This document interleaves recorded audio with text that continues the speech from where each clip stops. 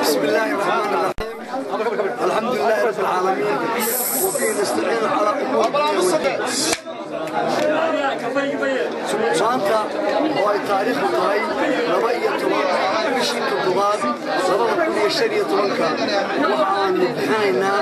lacagtii shaqaalaha diiwaangelinta iyo cuqaashii diiwaangelinta iyo askarta ilaalinaysa maanta waxaanu bixinaynaa guud ahaanba lacagtii diiwaangelinta oo muddo dheer ka raagtay shaqaalaha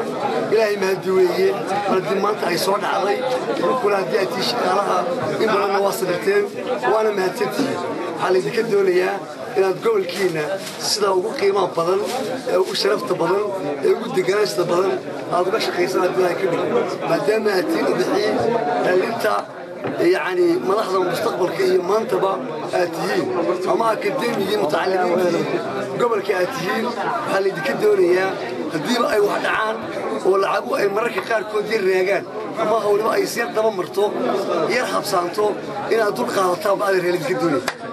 ما في عنا فوضى يدك اللي أنتم هاد يكشر عليه والله تقولون إذا ما نتكلم waxay had iyo jeer naga horeeyaan waxa weeye isku kalsoonida deganaanta iyo waliba maxaan ku yiraahdaa isku kalsoonida sida awgeed waxa maanta